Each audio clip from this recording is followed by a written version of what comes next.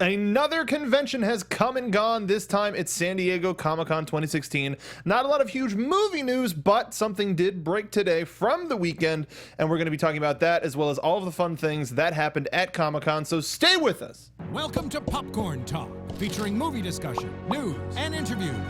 Popcorn Talk, we talk movies. And now, here's Popcorn Talk's Jedi Alliance. Hello and welcome to another edition of Jedi Alliance, a celebration of the greatest saga ever told. I am one of your hosts, the Internet's Mark Donica, and John Rocha is on assignment, so I called in another wonderful friend, another nerdy friend from a new show here on the Popcorn Talk, Sci-Fi Weekly, Mr. Zach Wilson. Hey guys, I'm glad to be back. Yes, the Marvel episode is with one of my favorites that we've ever done. We still need our continuation of Marvel versus Star Wars. Marvel versus Star Wars. Yeah, we can do that. We can make that its own show. Why not? Today we're going to be talking about a lot of stuff that popped from Comic-Con. Toys, much like the one that you have displayed in front of you. Yeah. Is it a bobble? I didn't know it was a bobble. It is a slight bobble. BB bobble. Beautiful. Bobble.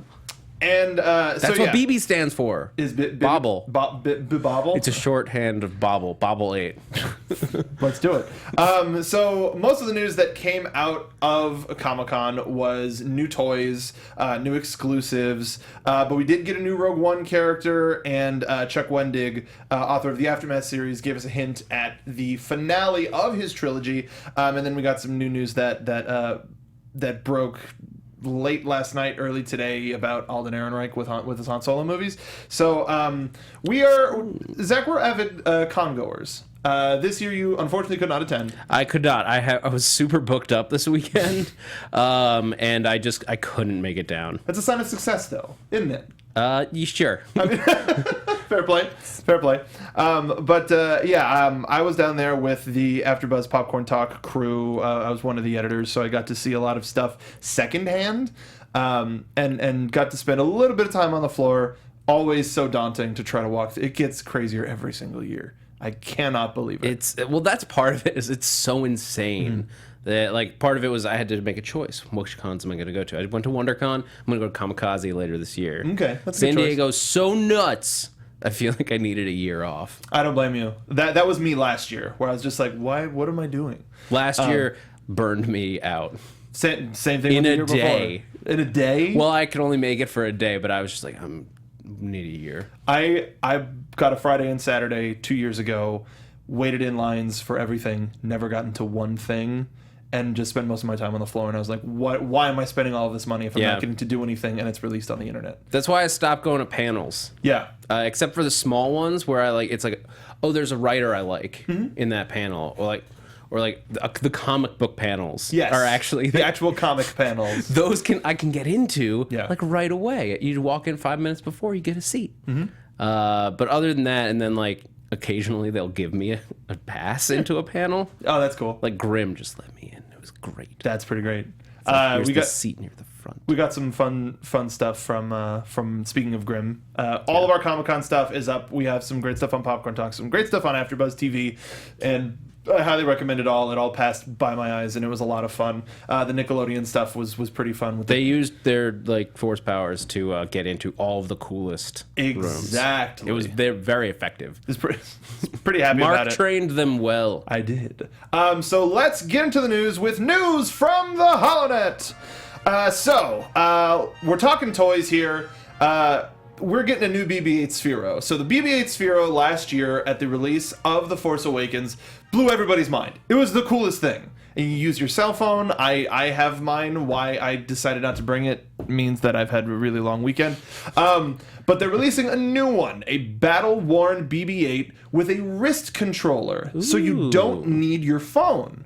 So now they're getting to the even younger kids that don't have a phone, don't have to borrow mom and dad's phone. But so this isn't like the Target version where it had a remote. This is Sphero. It's the same one. It's the same one, but instead of a wireless signal from the phone, it's that wrist communicator, that Rebel-themed wrist communicator that you can control it with. That's cool. Yeah. I don't think you don't have as much access to the same features. Like you can't record video through it and have BB project it. because there's no screen on that thing. But I think that might bring the cost down a little bit. Well, can you still like hook it up to a phone separately, or is the wrist just? I believe that the connection is just to the wrist communicator. Okay. Yeah.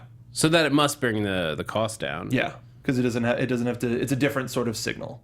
All right. But if you going back, did you get the original BB-8? No, I almost did, and then I Okay. balked at the $150 price tag Because because it came out at holiday time, and I chose to. I erred towards the light, and I bought gifts for other people instead of spending $150 on myself. Bless you. I am one of the dark side when it comes to toys of this. So seeing this model, presuming that it is going to be cheaper, would you pick this over the cell phone version? I didn't even know, to be honest, about the projected video. It actually does that? It uses AR. So you record a video on it, and when you look at the BB, it points up like in the air, and you see it. It looks like it's projecting the video. So it's not like it doesn't have a lens in the head, but using the phone, it makes it look like it's doing the transmission. See, well, it would have to come down a lot. Like if it came down like 40%, I would probably go to this one, because ultimately the majority of the fun is it's zooming around. Yeah. And those little things I could sacrifice because like ultimately it's just for zooming around. Because it doesn't seem like it removes too much functionality. No, the one of my favorite features of it is there's essentially like a Roomba mode where it has him explore. So instead of you controlling it, if it like hits a wall, it goes, oh well, that's a wall. I'll just turn around. Yeah. So it's like a little Roomba, but sometimes if you forget or if you have animals, then and that feels like the most fun thing to do with it. Like, it's just to look at BB-8 rolling around. Baby, where you going? Being BB-8. It would have to come down a bit. I mean, it is cool. I think the battle worn version is cooler looking. Oh sure. So that's definitely a plus. But it would have to be like a minimum 30% cheaper. If there was a rebate from people who got the original Sphero one for a wrist holder, like for your phone to look like that, I'd be like, cool, whatever. I got the best version. But that little extra accessory is really flipping cool. And I don't like watches, but I would carry that around just so people go, yeah. So, like it's like a Power Rangers Morpher. You'd be wearing it regardless. Like the BB-8's at home, but yeah, I'd be wearing it every week right here on Jedi Alliance on the Popcorn Talk Network. So next, the Black Series from Star Wars had a fan poll to decide which character should be a Black Series figure, the proper 6-inch figures, and they announced it at the panel, so they didn't have any sort of a mock-up. But Jaina Solo from the now Legends book series was picked as the winner in a last-minute surge. It was originally not going to win, but yeah, we have a Jaina Solo Black Series figure coming, which is amazing. And if you actually go back to that image, they announced several other characters, including Lando, including Hera from Rebels, which looks amazing and gives you a hint at what she would look like in real life proportions, as in her beautiful Twi'lek form. But we're also getting a Royal Guard, a Qui-Gon Jinn, a Tusken Raider, and a 3.75-inch Thrawn, which for you toy collectors out there, what up Mike Black, follow up Mike Black Attack, we're getting so many amazing toys, and the fact... Too many toys, but the fact that they're going into that Legends isn't off the table, that they can still go back to stuff that is quote unquote isn't canon. There's no reason not to. Just like they're not going to stop publishing those books, they're just not building on that world. Yeah, and that doesn't mean you can't have toys. Agreed. But since they're not limited to canon, are there any other? How familiar are you with? I mean, I know you read Lost Stars. I've read. Not all, but the majority of the new canon books. But what toy would I want? Yeah, what toy? That's where I was going. Yeah. The toy that like the non like movie toy that I would most want is not admittedly from a book, but I want Dash Rendar from Shadows of the Empire, because that's my like other than the original movies, that is the most Star Wars like connected to my childhood is Shadows of the Empire on Yeah, I don't blame N64. I played that game so many times. I wouldn't want it just dash render, but I would want it blocky N64 graphics too, where it's just like wide, like trapezoid. I could have shoulders. both. I would like a 2-pack. Okay, if you get the option, that's the Comic-Con exclusive. Is the N64 Yes, graphics yes. dash render? I would want somebody from the new canon.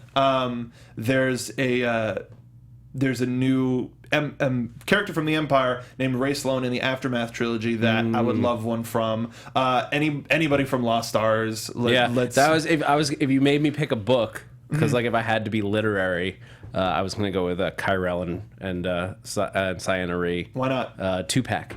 Yeah, I like 2-packs. But they have apparently. like a wall between each other to represent like the emotional There's a wall. cardboard star wall. The party pooper in chat says he wants a Thrall fathead, which are the big wall clings. So just like a really scary blue person staring at you with their red eyes. What if we got like a 10-foot Snoke fathead? That would be if we could get actually. If I need to see if there's a Snoke thing, so if we could put it right in the middle of the TV and just say no, he's really big, he's just far away. He's really far away. Man, that'd be great. That'd be funny. Let us know what toy well, actually no, let's wait for that. So next, Hot Wheels. They made. We're going to show the whole set in a second, but they made a promotional video for their life-size car this year. Did you see the Darth Vader life-size car? It was either last year or the year before. Yes, I did. Why? I think I saw it at WonderCon. I think they had it on the floor. That makes sense. They usually do. I mean, why not? They made a street-legal Darth Vader car that looked like the Batmobile, but it was Darth Vader's face. Insane. Awesome. So going along that line, they made an X-Wing car. Let's take a look at the promotional video that they made, and then we'll look at what the series is. You could fall in line and be one of thousands. A pawn of the Empire. Oh my god. But instead, you choose to follow the light and trust the energy that binds the galaxy together. You can't say Force? I thought this was a sponsored video. Listen, Disney's very partial with their rights. Fair play. The Hot Wheels X-Wing car ship. A full-scale race car, inspired by a galaxy far, far See, now away. with that, though, Seems very... I would want a straightaway that looks like the trench. Like, how can you not? Oh, yeah. How could you not build that? Well, Especially if it seems very The agility to dodge an extensive assault to of build for Imperial this. blaster I don't care. Ad for Hot a Wheels toy. got debt money? Are you kidding? The rebellion has a new hope. May the Force be with you. It doesn't look very aerodynamic, I have to say. Like if it jumps got- off. Okay, that's the exit off the video. It's got those big. It's like I like that it has the foils? the foils and stuff. But I feel like that's a lot of drag on a race car. Yeah. But so that was a promotion for a line that they're doing. We actually have a picture of the actual toy. If you cue that up. It was a set that they were selling at Comic-Con. So it comes with 3 TIE Fighter cars with the one in the middle representing Darth Vader's tie. Really they were all cool. sold out by the time I got to the floor. And then the one in the lead being Luke's X-Wing car. So cool. I need a it looks like it's on a track. Like I need like a 3 level track then. Yeah, we can for them to race down. make the trench run with a glow-in-the-dark Hot Wheels tracking. Why not? Oh god. As if somebody hasn't made that already. I mean, well, they've only had like 2 days, so they give them That's till like plenty at of least time. tomorrow. You've seen the people that make clothes out of the Comic-Con bags, and that's That's after usually a night. next year. No, that's from preview night to Thursday. Oh, I thought they used previous year's No. bags. They have a whole bunch of friends say, "All right, give me them bags," and then they make suits and dresses and I've all always sorts of wanted business. one of those suits. They're probably really uncomfortable just because it's pure vinyl. I mean, just I wouldn't put them on your skin. But you just want one to display. Well, no, I mean put sweatpants on underneath. Okay, a sweet undercarriage layer. Yeah, so that video is really cool. They keep outdoing themselves. If you I was gonna say we kind of overdo the which ship do you want, but which Star Wars ship do you think is the closest to being street legal? So I saw this question and I thought about it, and are we talking ships or just any Star Wars vehicle? Because the land speeder and the speeder bike are Sure, the obvious those are choices. Yeah. But I've seen motorcycles with that over them. Yeah. So my first thought was Obi-Wan's Interceptor. okay. Yeah. Basically just because it's the smallest one. Are you talking about from back in the prequels? Yes. Yeah. That was the prototype for the A-wing. Yes. Yeah. Yeah. That's what I was gonna say too. Because Yeah. you just put 4 wheels on the end of it, and it's like a coupe. Yeah. That's the thing is most ships are just too big. But I mean, yeah, maybe I worded this question a little bit wrong, but you know, if you take a Y-wing and shrink it down, it's got 2 giant things on either side, and that does none of this seems aerodynamic to me. Dynamic on the road. Though I think If you're shrinking them down, yeah, it's a little, the Amidala's ship from Episode 1 oh yeah, is super aerodynamic. I believe that was a Corellian ship as well. Yeah. But yeah, the Naboo cruiser. Yeah. dig that. It is aerodynamic to a point where no spaceship needs to be. No, not at all. Wow. Yeah. Like that's the thing. Too is slick. When you get into space, it could be a block, and it would be just as quick as a sleek thing. Although I guess it has to fly through the air once it reaches. And there's actually, is that it? No, that's not it. I don't know what that is. That's not it. That's okay. We still love you. No, it's more like it's. That's like, it. There That's it is. the Yeah, because it one. looks like. Hold on, we're queuing it up. When we see it, it's just it's sleek. I feel like you would see this roaming around Beverly Hills. Oh yeah, that's a Hills car. It is aerodynamic, assuming Actually, that it is. that's like people are making motor trikes now. Yeah. And if you just put the 2 wheels in the back and the one Yeah. up front and just make it all chrome, shiny and chrome. Those things are ridiculous. I see them a lot in LA. But You got all that because extra I am a income. person who I was 16, but like I have crashed a Vespa. I get it. I get it. I need that third wheel. Really quick in chat, Paul Grant says the Death Star. It just rolled down the road. Arguably the closest to being street legal. That's a very good answer. Very good answer. Nice. Okay, so into movies, we got a new Rogue One character revealed at the Star Wars booth.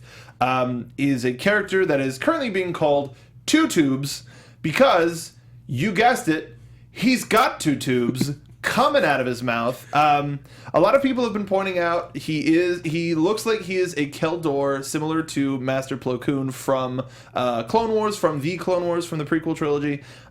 So maybe some relative, who knows, because the only thing that we know about him so far is that he is Saw Gerrera's companion, who is Forrest Whitaker's character, who is also from the Clone Wars and is also an on-screen character in the Clone Wars cartoon show. I mean, that makes sense. What I'm noticing that's really cool is that looks like very similar to Vader's chest piece.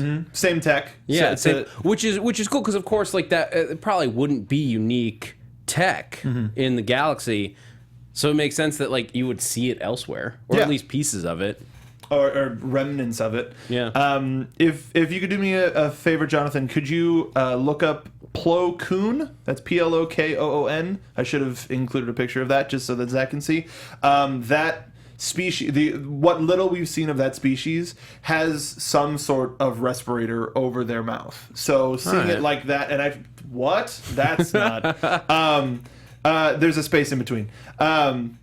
So seeing that on somebody else makes it seem like and a little decrepit compared to Master Plo.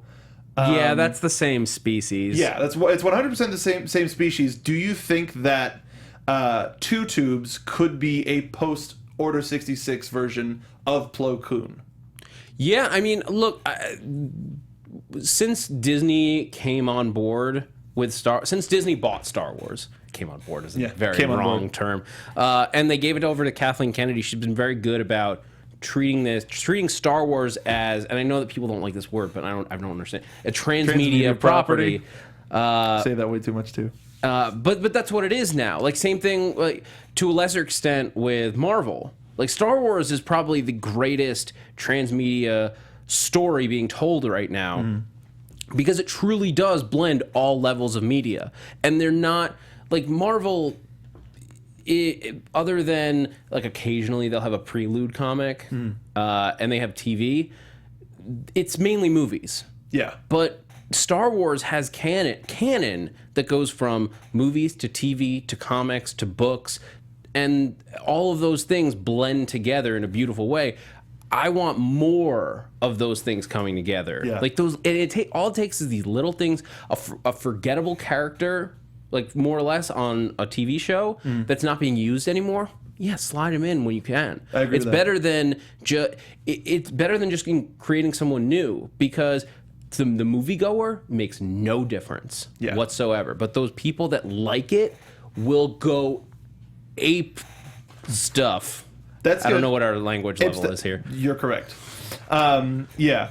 So the thing about like the one thing in regarding your last comment, we've been talking a lot about Ahsoka recently, because at Celebration they had a Ahsoka's Lost Tales panel where Dave Filoni, the writer of Clone Wars, said, here's a whole bunch of stuff that I planned for the next couple of seasons for Ahsoka. Let's just talk about it. And Ashley Eckstein, the voice actor, was there too, so they were talking about the character, and she is probably the best legacy from the Clone Wars series. Yeah. And all anybody wants is Luke in Episode 8 to go, like Master Ahsoka. Like, just something just super teeny to go, awesome. And that's all it takes is like a throwaway line here, like one throwaway line can blow up massive story between, because that's all it takes. Because the fans of Rebels and Clone Wars can build those bridges in their mind. And that's all you need is one word. Dude, actually, that happened on this last season of Rebels.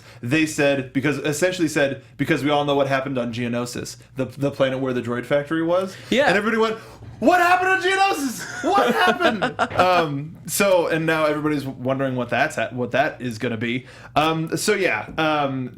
Two Tubes could be somebody fun, could be somebody we don't know. Either way, they're widening who they're releasing for cast members for Rogue One. Yeah. And I think if you just tell us about the characters a little bit, then I'm just ready to see the movie. Just show me. I mean, no matter what, I'm ready to see the movie now. Yeah, so we're 5 months out? Yeah, December. From it. I'm glad I don't, other than like what you know from just the core concept. I'm glad I don't know much about the story, and I only know little tidbits about the characters. I'm a little worried that we're going to get too much. Sure. But Disney's pretty good at it at this point. They're pretty skilled at like walking that line. Depending on who you ask, the Force Awakens stuff was either just a little bit too much, or cut it here, that's it, we're good, fine, and then we saw the movie. So it just depends on who you ask. My whole thing is, okay, I get that marketing needs to give out some spoilers here and there. Yeah. Like, for the general audience to get them in. Wait till that last week, because anyone who is giant nerd knows, stop looking at stuff a week before. Yeah. Like, just, like... Stop, like Simon Pegg, like stop. Simon Pegg on that other Star thing. But he was like, don't look, like the trailers are spoilers. Don't look at them this week. And we did. That was nice of him. Yeah, that's good. And more on that other Star thing at the end of the show. Yeah. Next, Chuck Wendig, there was a Del Rey panel, and one of the biggest things is he revealed the cover of the third Aftermath book, known as Empire's End. The title was announced a little while ago, but looking at the cover... I'm only halfway through book 2. Yeah, I'm still going through book 2 as well, but just looking at the cover, that's not a huge spoiler, because that looks like Rey's downed AT-AT from Episode 7, and that falling Death Star, we're all pretty... Star Destroyer, excuse me. We're all... pretty familiar with, if you're a reader of Lost Stars, and crying. Oh my God! Could we run into? We might. Santa Reed. It's all canon, like you said. It's all canon. It looks like it's gonna be. It looks like they're saying that the Battle of Jakku was the decisive victory in ending the last vestiges of the Empire, and that's really all that they gave. Jakku is going to be heavily featured, and we're going to get a lot more. We might see a little baby Rey. Who knows? We might get Rey being left there. We don't know. I strongly doubt that. Probably not. But like I would almost guarantee you're not going to get a Rey reveal, but maybe we'll learn something about Simon Pegg's character. What's his name? That like Unkar Platt, who ran like Plutt. Yeah. Whatever. Okay. The guy with the rations. Not Oliver Platt. Unkar Platt. But like that's the kind of character where we could learn his backstory, and that would give us that would fuel the fire of who is Rey and like what is her past, as opposed to answering it. And going along what you said about the little nuggets, what if we learn whose X-wing helmet Rey puts on in the movie? Because she just puts it on to feel comfortable. What if we just know that there was an X-wing pilot who what if it's took like up shelter? What if it's like Wedge? No, it's not. All right, let's not talk about that anymore. But yes, super excited. We're getting a lot more information about Jakku. Do you think that it's Jakku starting to get played out? A lot is happening around Jakku. It reminds me of how much we use Tatooine, but Tatooine, there was a reason we kept going back there. If all of these stories are tied into Jakku, there needs to be a good reason that everything's coming to this desolate nothing planet. Yeah.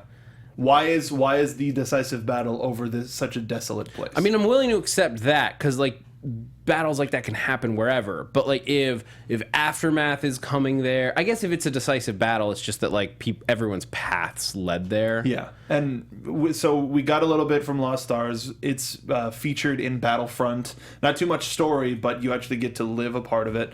And now we're going to be getting, presumably, the comprehensive guide to what the Battle of Jakku was and what it meant to both sides. Yeah.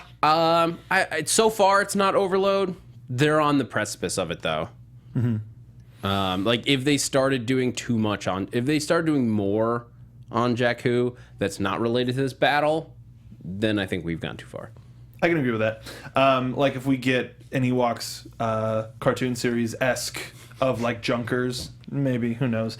And then last story that broke relatively recently, Alden Ehrenreich has that was a lot smaller than I remember. Sorry. Alden Ehrenreich has reportedly signed on for 3 Han Solo films. Reportedly, he has signed on for 3 films.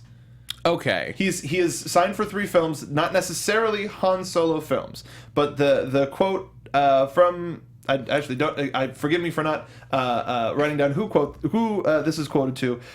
But because his story is not tied to the Empire at this point, right, the opportunity to give fans something different is huge. So we can get 3 entire Han Solo films, which I don't know about. I don't want that. I don't want it at all. Like when they gave us the anthology films, they were like, "Yeah, we're going to be telling different stories every time." Here's what I think it is. There's the rumor about Rogue One. Yeah. That's one movie. Exactly. That's what I was going with. Then there's the Han Solo film. That's 2. And then I'll bet you they just tacked on a 3rd picture as a safety net. Sure. In case they want him, they've got him locked in. Like if they make something else in that time period and want Han Solo to show up for consistency. And maybe they already have a plan for him to show up. But I just don't see them doing a Han Solo trilogy. I agree. There's like one that would take another 6 years minimum, even if you were just doing nothing but Han Solo anthology movies for every other year. Yeah. But like, and at that point, this guy's older than Harrison Ford was when they started the movies. Mm-hmm. So you're creeping into time when canon time when Harrison Ford was in the role, and nobody wants that. No offense to the actor or the creators, just we don't need it. Mm-hmm. No, I agree. I'm all on board for a Han Solo prequel story. I think that could be a lot of fun. I think it's going to be a lot of fun. Yeah. We've got it's decisive in chat. There are a couple of people who want a trilogy, and people who are agreeing with you. They're probably just covering their bases. But yes, they did say 3 films, but everybody is reporting that it's a Han Solo trilogy, and that's really unfortunate that they're goading people. Then again, like, on the other side of it, Dude, it's Lord and Miller, right? Mm-hmm. And I will watch them like, those guys basically have my just allegiance. Like, whatever they want a film to be, like, if they want whatever they want, whatever I will TV provide. show, movie, or any extra media thing they want to do, at this point, they have so earned my trust between everything from, like, Clone High to the Lego movie. I forgot that and was 21. them. Yeah, that was them. Wow. To, like, 21 and then 22 Jump Street. Like, they can do, like, they've earned the right to do, in my mind, to do whatever they want. And they're writing Lego Batman, right? They're involved. I don't Maybe producing. think they wrote it. Okay, because that looks so. They're not writing the new. I think they wrote the new Lego movie, but they're not directing it. Okay, that makes sense. But they're involved with the Lego movies, but they're not hands-on the way they were with the they're original. Whedoning it. A little bit. A little bit on that Whedon bit. So yeah, that was some of the biggest news from the weekend. I've been drinking way too much soda. So let us know what your favorite story was down in the comments below, or leave us a comment on iTunes. Leave us a rating, a thumbs up. A thumbs up. I was gonna say 5 stars, but 5 stars is just iTunes, and they took that off of YouTube years ago. Don't know why I'm saying that. But yes, please leave us ratings. It helps us out. It helps us gain a little bit more notoriety here, and we can also start booking guests. Be like BB-8. Give it a thumbs up. Thumbs up.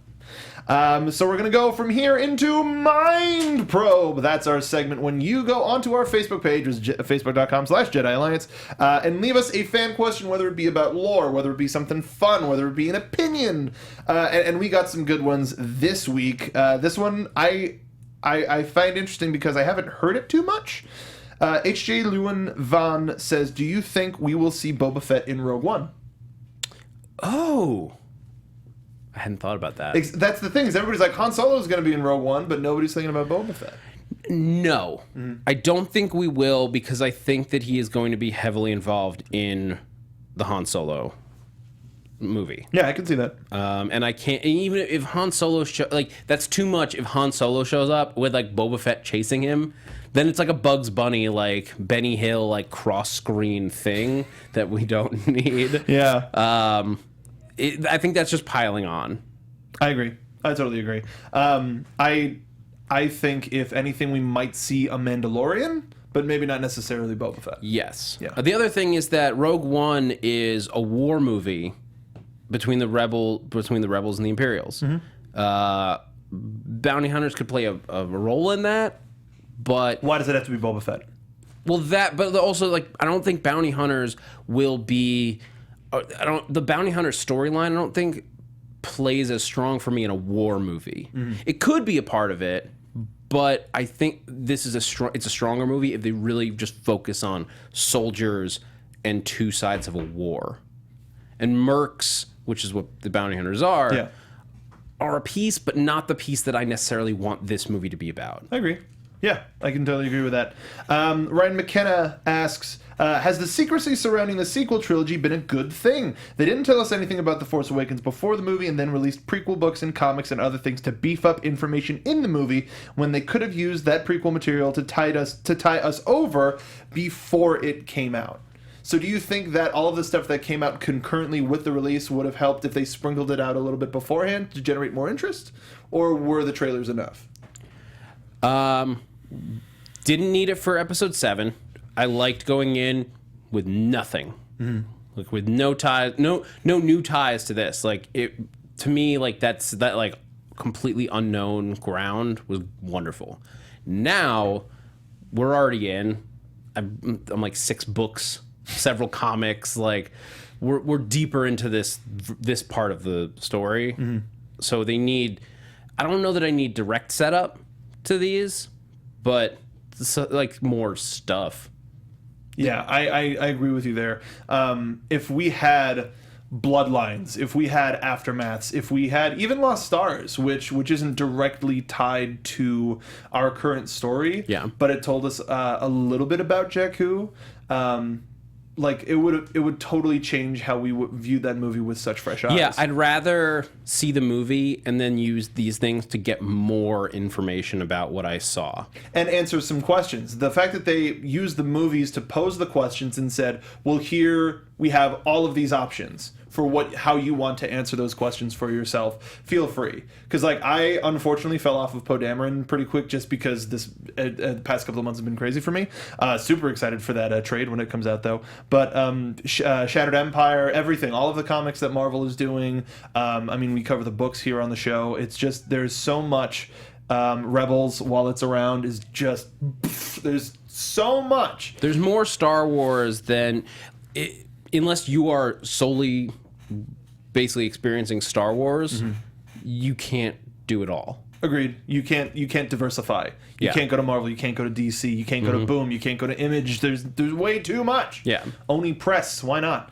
They have a great booth at Comic-Con. Anyway, that so much Scott Pilgrim. Okay. So really quickly, we had a good question in chat from user Bruce Lee. Probably not the real one.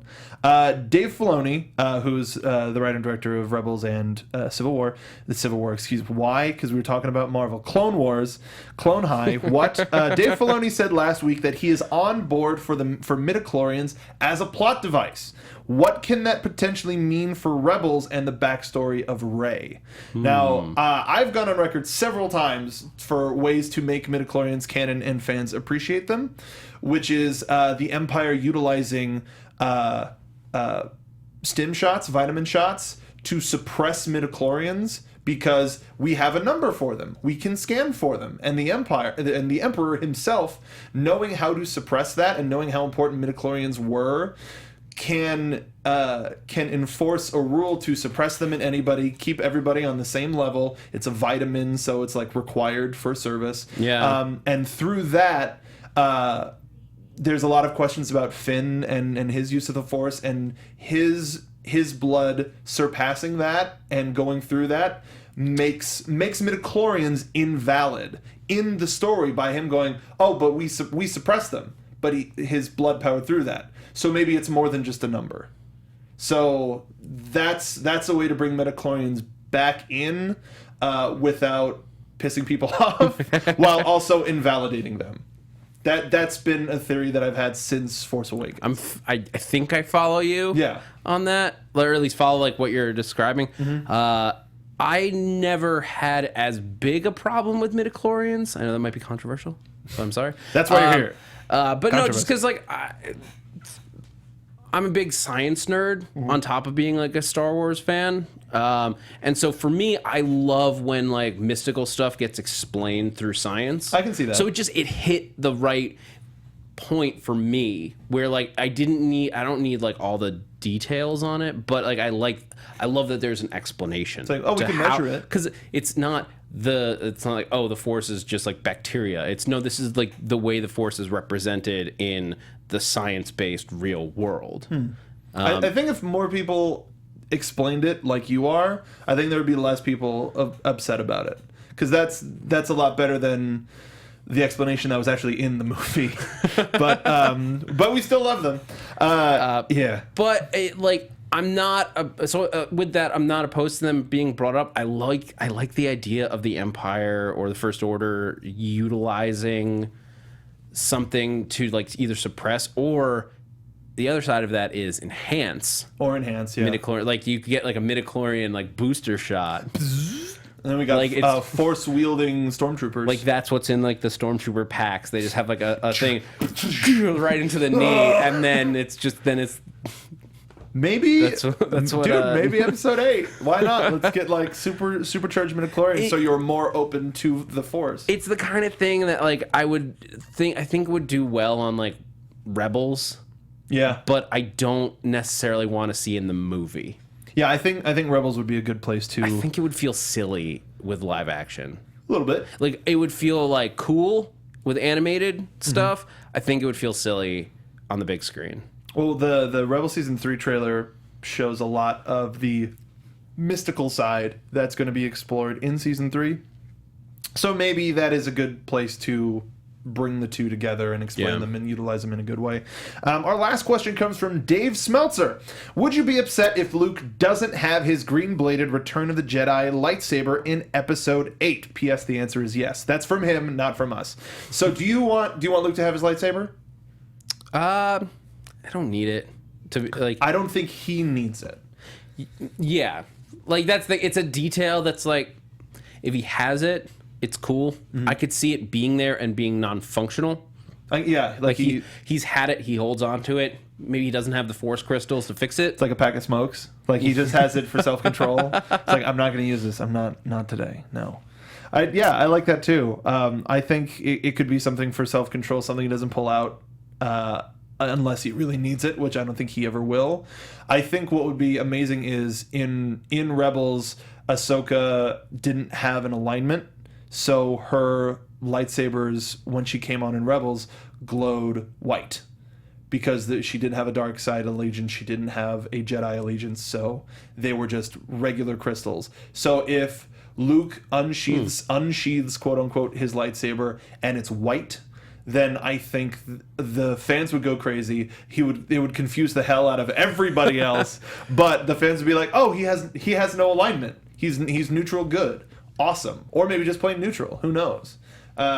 Using the reveal of a lightsaber, where back in the prequels it was anything that moved, lightsaber, but using it sparingly like they kind of did in 8, I think could be a fun story thing. Yeah, he wouldn't not have a lightsaber. True. And if he's gonna have a lightsaber, it should be that one. Yeah.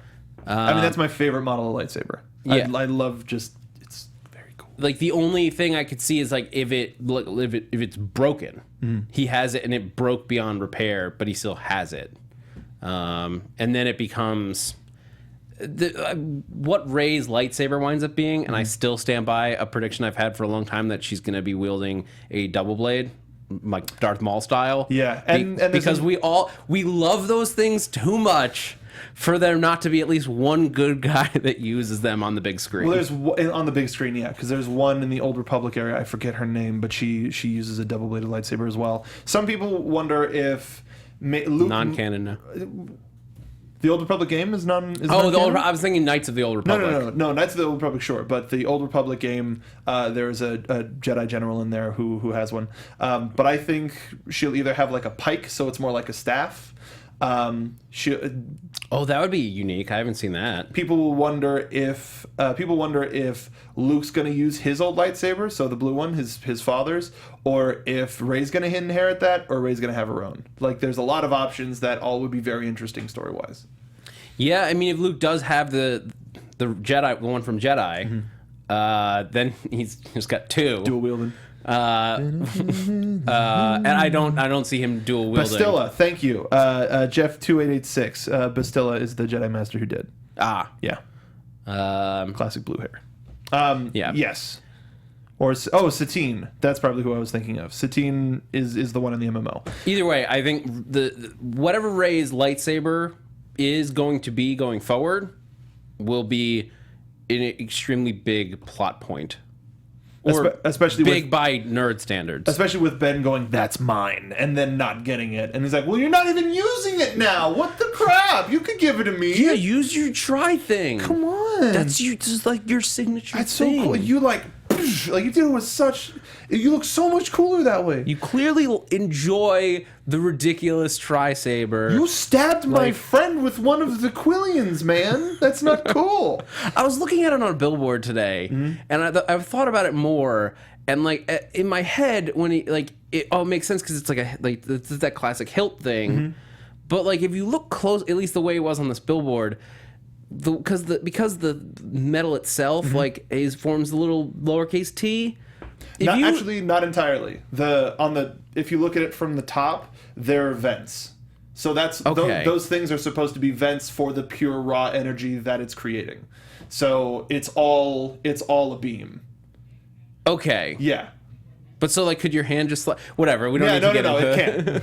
It can't do that. But yes, let's move on from there. Thank you, everybody who sent us questions. For Mind Probe, we're going to be posting a new link for you later this week. So please give us more questions. Always having a lot of fun. Let's move on from there to Duel of the Fates.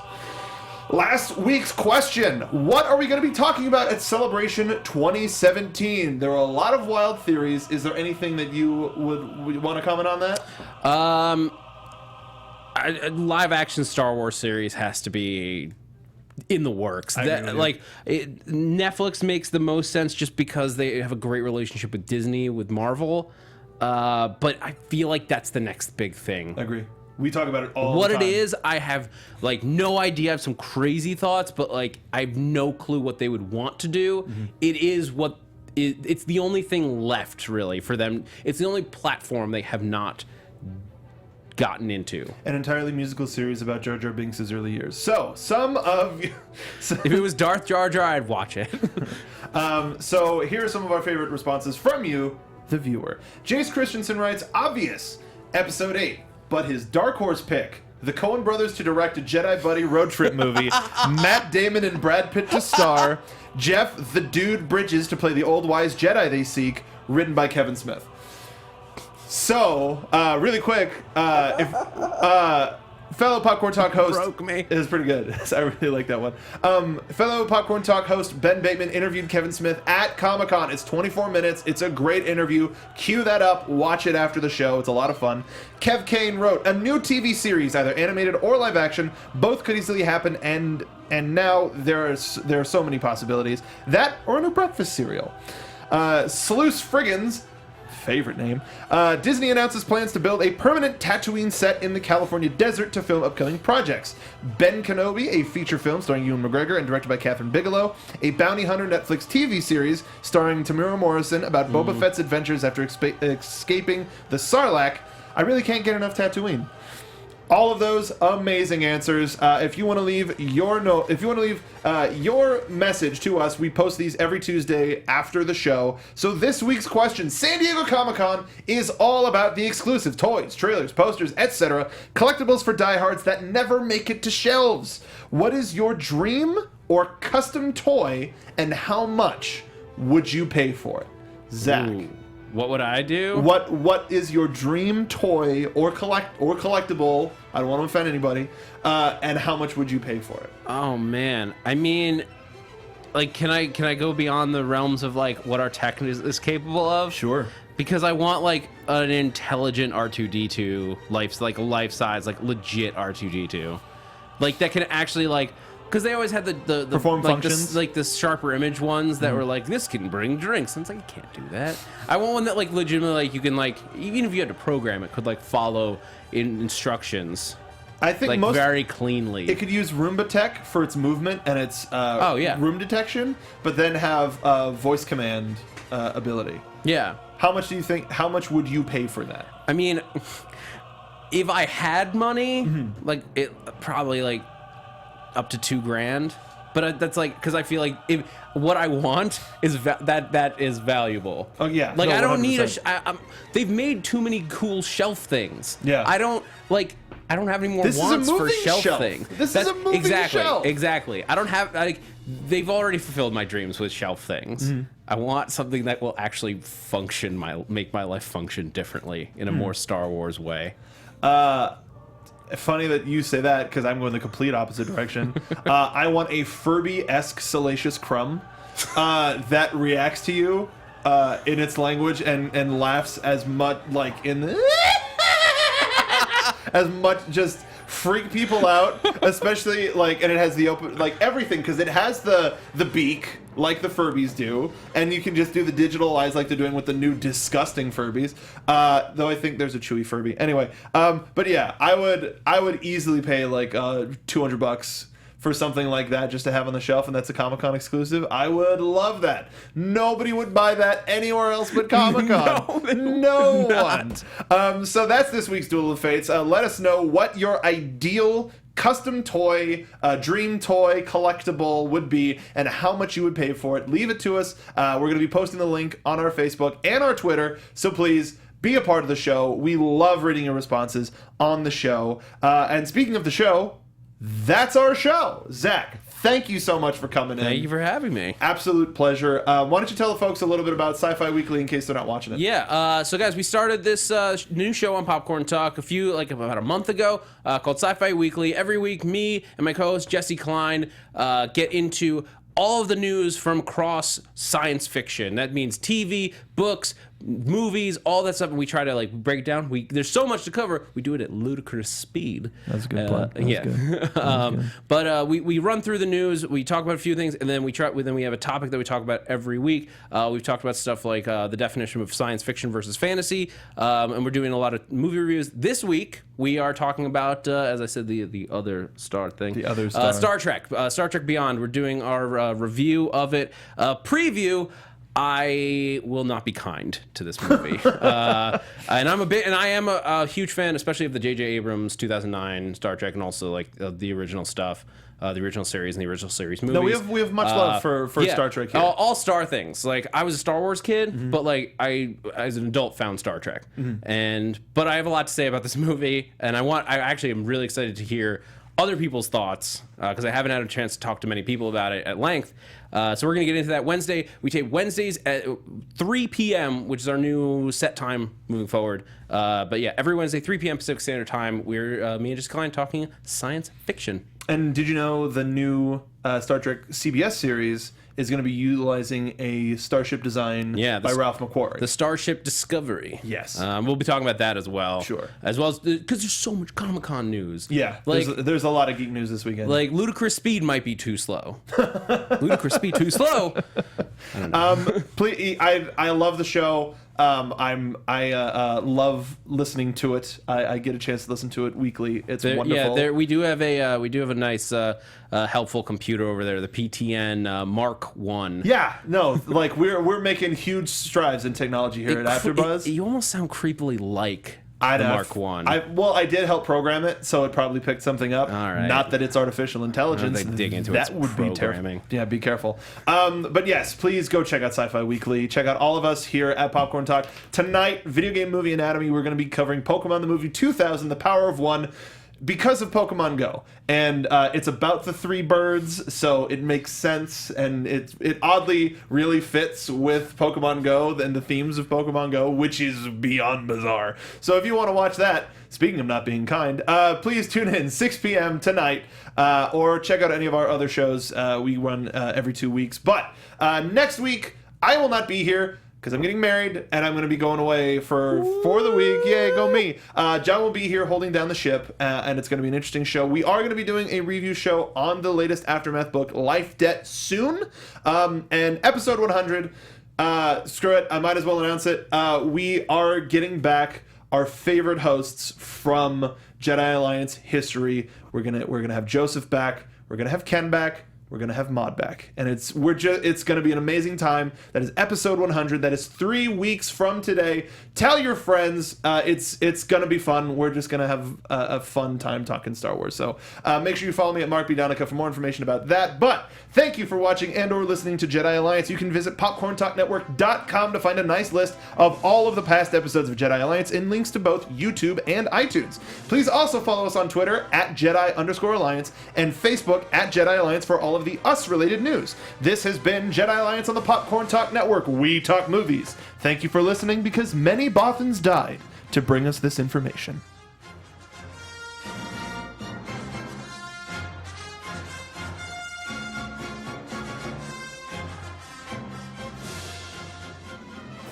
From producers Maria Menounos, Kevin Undergaro, Phil Svitek, and the entire Popcorn Talk Network, we would like to thank you for tuning in. For questions or comments, be sure to visit popcorntalk.com. I'm Sir Richard Wentworth, and this has been a presentation of the Popcorn Talk Network. The views expressed herein are those of the hosts only and do not necessarily reflect the views of the Popcorn Talk Network or its owners or principals.